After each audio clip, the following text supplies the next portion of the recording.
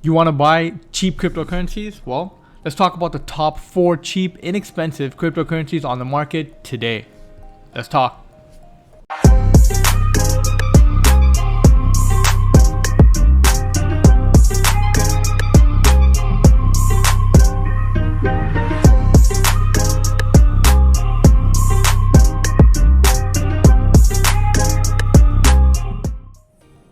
Alright guys, welcome back to Key Talks. Today we will be going over the top 4 cheap cryptocurrencies on the market today.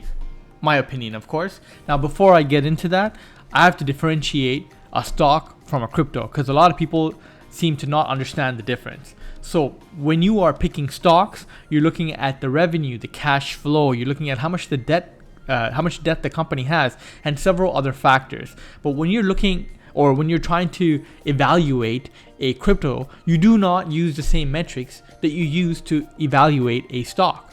See, a crypto is an asset that a company or a decentralized organization creates so that you can use that crypto in a network. It could be a community token, it could be to support or pay operators or users. There could be several reasons for it, but that is what you want to look at. You also want to look at the tokenomics and several other factors that I'll be getting into while I talk about the top 4 cheap cryptocurrencies that you could buy today. Okay guys, so first we have Chainlink. Now I've made a video about this before. I'll leave the link to that video in the description below so you guys can go ahead and watch that video. Now I'm just going to summarize it here very briefly. Chainlink is a decentralized blockchain oracle network that is built on the Ethereum network. The network is intended to be used to facilitate the transfer of tamper-proof data from off-chain sources to on-chain sources. So what does that mean? In plain English, that means that Chainlink is the middleman.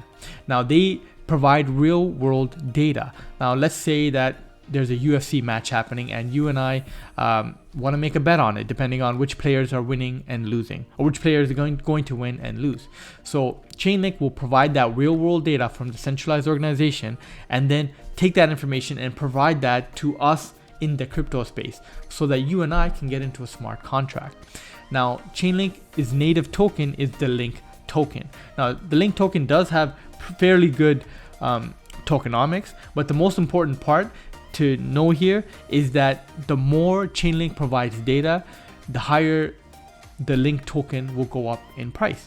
And one of the reasons for this is 2 reasons. Number one, when a project in the DeFi space or in any space needs to use Chainlink, they need to put up a deposit for LINK token. And the second thing is that node operators get paid in LINK token. So the more the network grows, the more people need to put up LINK token, therefore it drives up demand, and when you don't have too much supply all at once, that drives up the price of LINK token. So that would be number 1 in terms of cheap cryptocurrencies. And now let's get into number 2. Okay, so number 2 is Synthethix Network Token. Now Synthethix Network Token, or SNX, is an asset issuer protocol. So what does this mean? This means that this company allows users to go online and create synths, or a synthetic version of a real world asset. So let me give you an example.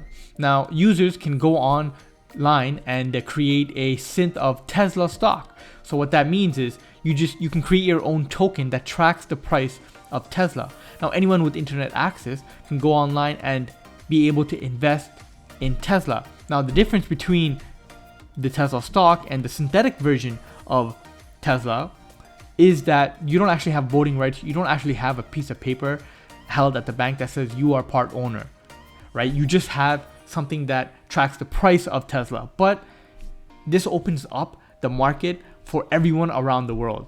Anyone with internet access can now have access to the American markets or any international markets, which is amazing.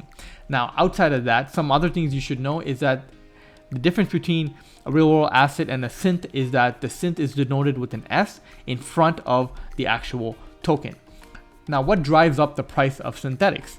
So to find this out, what you need to do is know about how much collateral people actually have to put up to create these synths. See, people have to put up a 750% collateral every time they make one synth. So if you want to create one synthetic Tesla, So $1 worth, you have to put up $7.50 worth of SNS tokens. Now, every time you put up these tokens, there's less supply in the circulation, which drives up the price because there's more demand. Now, this is one of the reasons why Synthethix will go up in value. Number three is Filecoin. Now, Filecoin intends to compete with traditional cloud storage companies like Amazon and Google in a decentralized way. So clients can upload their data and users can actually store those data in hard drives. And by doing this, both people have incentives. The clients get a cheaper rate and the users get paid. Now, what do they get paid in? They get paid in the native token, the Filecoin token. Again, they have fairly good tokenomics, and how the price drives up of Filecoin is the demand of storage. Everyone knows that storage is extremely important and extremely expensive. This is a great way to get cheap storage, and it's decentralized and both parties get paid. So this is my number three. And finally, number four is Safemoon. So of course, this is more of a high risk altcoin, but one of the reasons why I put this in my top cheap crypto list is purely because of their tokenomics. It's really good, and the community is ever growing. I've mentioned this before in a previous video, but you can go on to bscscan.com, you can search up Safemoon, and you can see the growing number of Safemoon wallet addresses. They are continuing to skyrocket. This will drive up the price. Now, one of the three things I talked about in my previous video was the tokenomics. Now, Safemoon has reflection, Safemoon has LP acquisitions, and Safemoon has a burn rate. Reflection is a 5% tax they immediately take from you to distribute to the other Safemoon wallet holders. The LP acquisition is a liquidity pool, so immediately another 5% is taxed and taken from you to put into the liquidity pool. And the final thing is the burn rate. A small percentage of your Safemoon tokens that you buy immediately get burned right away. So when you buy Safemoon tokens, right away 12% is gone. If you buy $1,000, $120 you're not seeing. 5% of that is distributed, 5% of that goes to the liquidity pool, and a small percentage of that will get burnt.